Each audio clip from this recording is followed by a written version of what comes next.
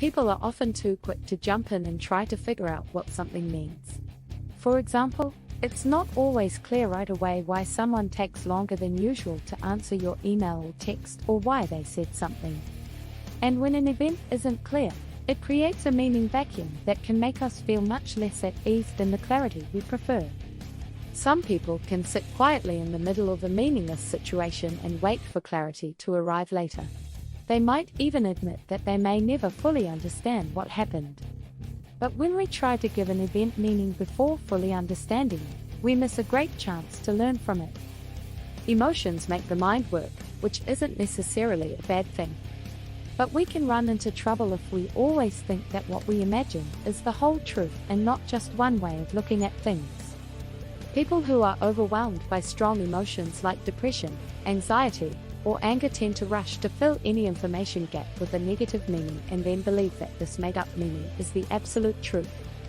They might think that if an email or text response takes a long time to come back, the other person is mad at them, or they might take a vague comment as a criticism right away. And this way of thinking makes people feel worse, of course. Getting better at being able to wait and be calm while waiting for meaning to become clearer in its own time is a real skill. Here are 3 ways you learn to wait for clarity before making a decision. Cast subtle doubt. If you think that your friends have started avoiding you since you got depressed because you are such bad company, you can gently ask yourself evidence-seeking questions like, do I have any proof that my friends have started avoiding me? Have any of them said this to me? Have I heard my friends say these things about me? Have I asked them why they haven't come to see me? Could that be depression talking, or do I have proof that this is why I haven't seen them in a while? This isn't about telling yourself you're wrong because you might be right. But if you think that you may be making up a meaning when there isn't enough real evidence, you can have some doubts. Are there other ways to understand it? If you text your friend or leave them a voicemail and they don't respond, you might think they hate you. But is that the only thing you can say about it? Why not? The battery in their phone is dead. They forgot to bring their phone with them. Or dropped it. They're in the water. Or while going to the movies. Maybe they forgot to turn the ringer back on when they got home from work. Who can say? You don't know, that much is certain.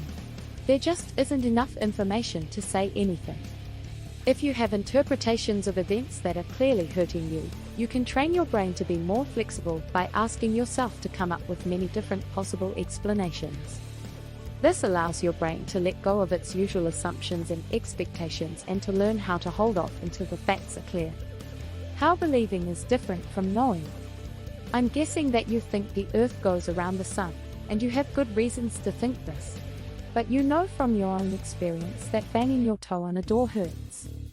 Some beliefs are backed up by more evidence than others, but direct experience is the only way to know something. The problem is that belief is often mistaken for knowledge, so we need to keep in mind the difference. You can tell yourself the difference between what you believe and what you know, or you can say things to yourself in a way that makes it clear that there is a difference. For instance, brain, I know now that she hates me. You, what are the main things that make you think that? Sometimes, arguing against illogical beliefs comes down to that last word, belief. Because, in the end, we all need to be able to wait and let things calm down. Then we can see everything clearly and decide what, if anything, to do about